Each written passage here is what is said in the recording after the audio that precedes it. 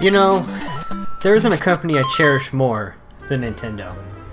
Sure, I may have interned at PC Gamer, but my gaming life started right here, with this console, and Mr. Mario himself. Nintendo's got quite a storied history, going back more than 25 years, and longer than that before they did video games. It's a very interesting story, so stick around. You're about to get schooled on some old school Nintendo. Most people know Nintendo for video games, but the company itself is over 120 years old. Founded in 1899 by Fusajiro Yamauchi, Nintendo originally produced handmade Hanafuda cards. These cards played a wide range of social and gambling games, which is where the name Nintendo comes from. Translated from Japanese, Nintendo actually means leave luck to heaven, which is fitting for a card game. The cards became a smash hit. In 1929, Fusajiro retired and he left the company to his son-in-law, Sekihiro, who died in 1949 and handed it down to his grandson, Hiroshi. Between the years when the company was founded and when Hiroshi took over, the company pretty much stayed the course with cards. But under Hiroshi, Nintendo was going to change dramatically. Hiroshi's first major success was transforming the cards from paper to plastic, which made them much more durable and allowed Nintendo to dominate the card market in Japan. But when he attempted to strike a deal with the US playing card company in 1956, he realized how tiny the industry actually was. He knew that if the company were to grow, they would eventually have to change. The last major hurrah for the card aspect of Nintendo came in 1959, when Nintendo and Disney had an agreement to allow Nintendo to print Disney characters on their Hanafuda cards. It would be the last smash hit for the Hanafuda cards, and it made Nintendo so much money that Hiroshi actually took the company public in 1962. With the knowledge that the card market wouldn't grow much, Hiroshi decided to venture into other industries. He changed the company name from the Nintendo Card Company to just the Nintendo Company, and experimented with a taxi service, a love hotel, a food company that sold instant rice, creating children's toys and other things. Aside from the toys though, all of these ventures flopped horribly, and Nintendo's stock plummeted from 900 yen to 60. Then in 1965, Hiroshi hired a man named Gunpei Yokoi. Gunpei was originally hired as a maintenance engineer, where he worked on the assembly line, but it was the things he created in his spare time that grabbed Hiroshi's eye. Initially created for his own amusement, Gunpei invented the Ultra Hand, which he used on the assembly line. Hiroshi thought it was a fantastic idea and manufactured the product. It became one of Nintendo's biggest sellers at the time, and seeing his talent, Hiroshi took Gunpei off the assembly line and into product development, where his electrical engineering experience helped push Nintendo into the electronic toy industry. Nintendo's first foray into gaming was actually distribution, with the Magnavox Odyssey in Japan in 1975. With moderate success, Nintendo decided to take the plunge and create its own games. The very first arcade was called EVR Race, released in 1975, followed by the much more popular Radar Scope. Then they released their first console, simply entitled the Color TV Game Machine 6 and Color TV Game Machine 15, with the numbers representing the games included. With a large revenue from their games, Nintendo continued to hire people for potential ideas. One such man was hired in 1977. His name? Shigeru Miyamoto. Seeing that video games were an emerging market, Nintendo developed a game division that was led by Gunpei Yokoi with Miyamoto at his side. In 1981, Miyamoto's first masterpiece was released, entitled Donkey Kong.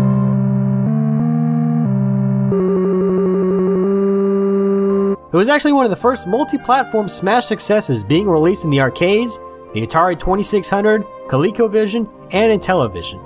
Once again, Hiroshi took the huge profits that Nintendo was earning and reinvested it in the company, this time by creating a prototype machine called the Advanced Video System in 1982.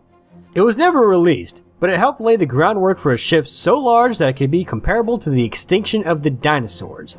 And in 1983, Nintendo officially released the Famicom, aka the Family Computer System in Japan. Within 2 months, the Famicom sold over 500,000 units at $100 a pop. But there was a flaw in one of the chips, and Nintendo had to spend over $500,000 to recall and repair the units. During this maintenance phase, Hiroshi once again wanted to expand into America, but because of his deal with the US card company fell through, he had zero knowledge of American consumerism.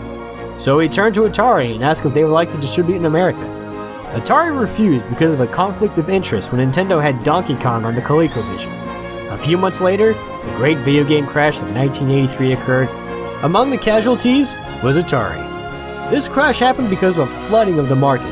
A quantity over quality approach occurred, which saw the release of some of the worst games ever created. Hiroshi is quoted as saying that, quote, Atari collapsed because they gave too much freedom to third-party developers and the market was swamped with the rubbish games. To counter this, Nintendo created the seal of quality and the lockout chip, entitled the 10NES, which kept games that Nintendo didn't see as high quality from being on the system. They also mandated that third parties could only create 5 games a year to prevent oversaturation. Companies got around this by creating side studios, but that wasn't very common. Since the market was going extinct, Nintendo was pretty much on their own if they wanted to be in America. So, Nintendo being Nintendo, they didn't listen to the naysayers and they paved their own road, and released the Famicom in America on their own in 1985. But due to the crash, retailers refused to carry the system, so Nintendo rebranded it.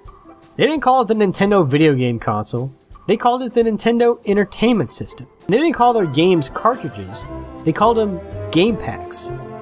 Nintendo also represented their games with box artwork that actually looked like the game.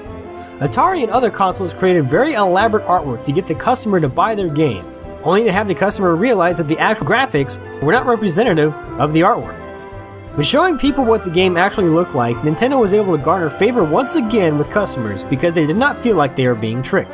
Nintendo tested the NES in a few cities before doing a full rollout in early 1986, selling 15 games total that year, including Super Mario Bros. 2 and Metroid.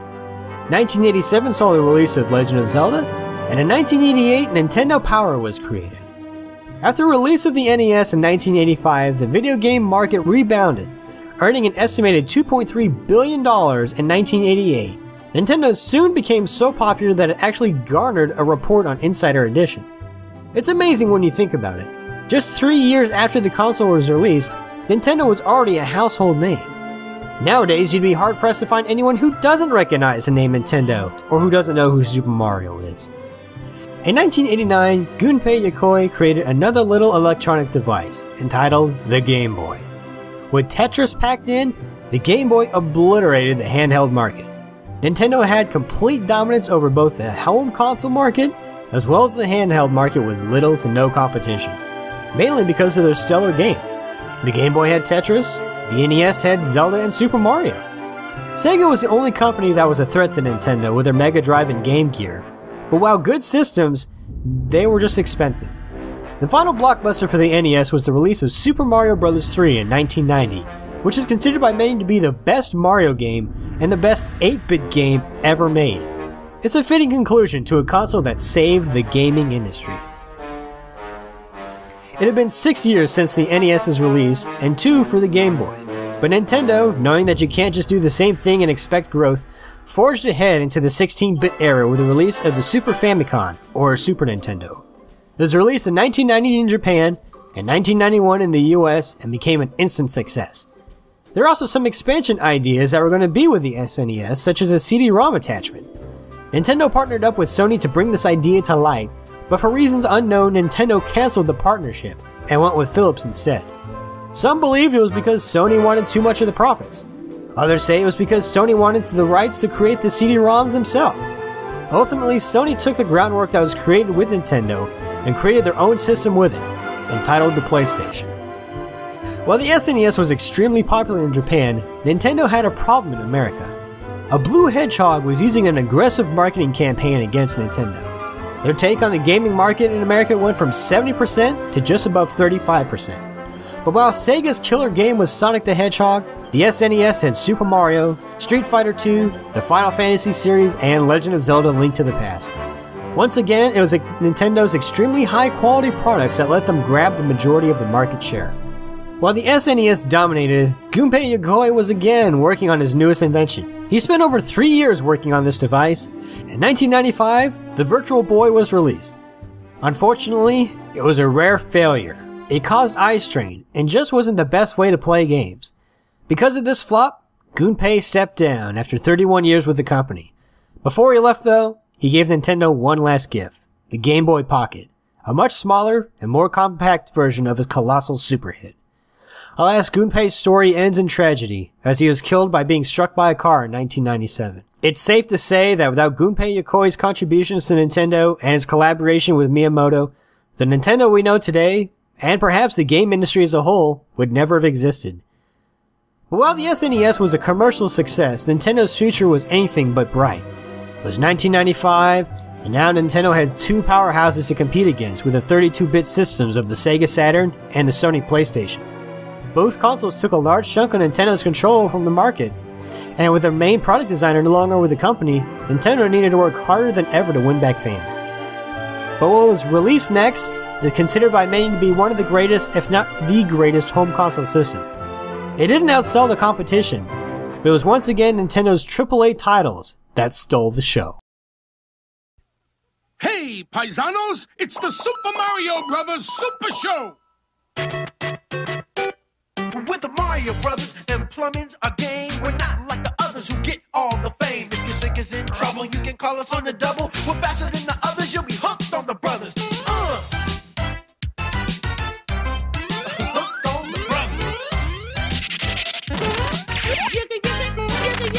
Yo, you're in for a treat, so hang on to your seat. Get ready for adventure and remarkable feats. You'll meet Koopas and